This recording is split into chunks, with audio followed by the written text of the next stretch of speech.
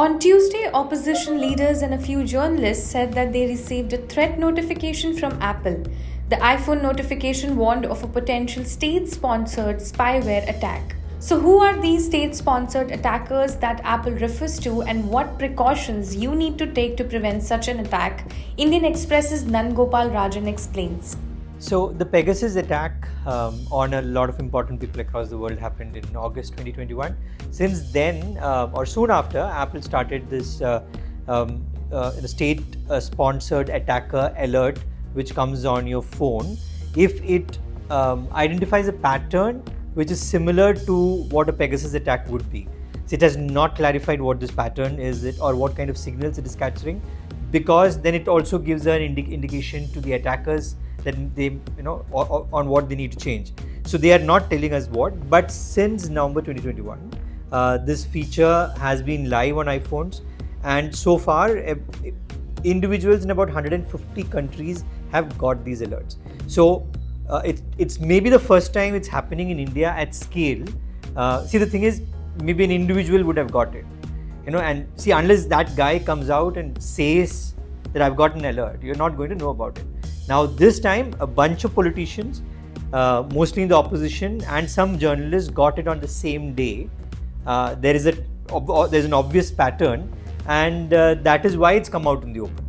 But it's not a new thing, though it is very rare. Why is it rare? Because a regular person is not going to get an alert that a state-sponsored attacker is using a very, very expensive software to look into your phone to get what? Cat photos or dog photos. So that doesn't make sense. So it's going to happen only with very important people, and that's why it's going to be extremely rare.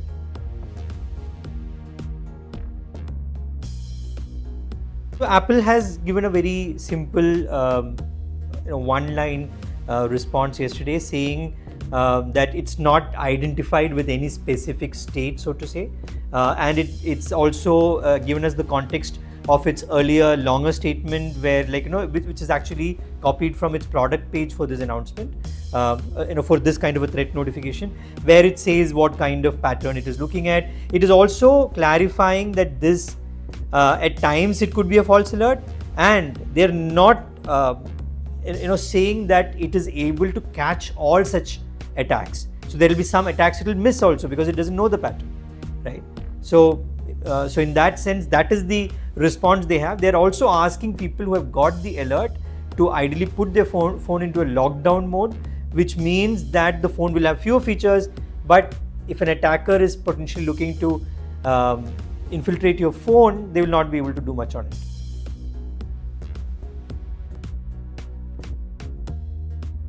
A lot of concerns. One is that there is no device out there that is completely, tamper-proof in that sense. There is always a zero-day vulnerability. What is a zero-day vulnerability is something that even the company that's created the product doesn't know about, right? So if it doesn't know about a possible vulnerability, it cannot plug it.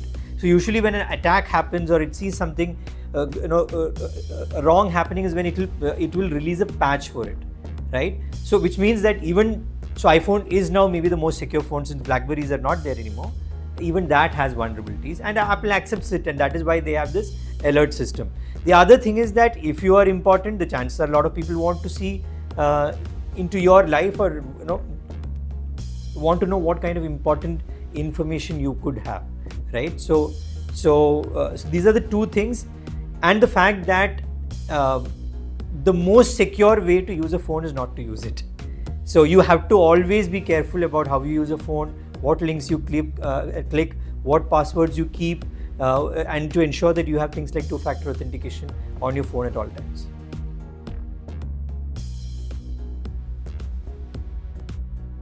Technically, everything you do on the phone can be seen or can be relayed to somebody else.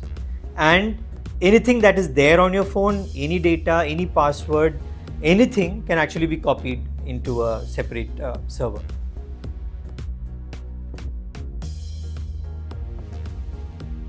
Again, your password, don't have the same password for everything. You should keep on changing your password often. The good thing now is a lot of services remind you to change your password. Don't keep very obvious kind of passwords like 12345. and password as the password. So things like that. Then don't click on any link that is coming to you from an unidentified, unknown user. It could be on your mail, it could be on message, it could be on WhatsApp. So if you are not sure about it, don't click on it. Especially there are a lot of offers floating around which are too good to be true, which could include getting you an iPhone for like a throwaway price.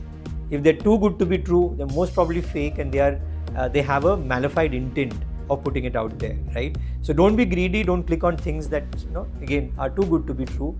And the other thing is you need to have two-factor authentication on literally everything that you do, which is from on all your services, even on your phone. Like you should have a backup pass, you should have a code, you should have a Face ID, you should have a fingerprint, and then usually what happens is that to access important information, an iPhone and all will usually ask for two things and not just one, right? So like people will not be able to see your chats, people will not be able to open your bank accounts.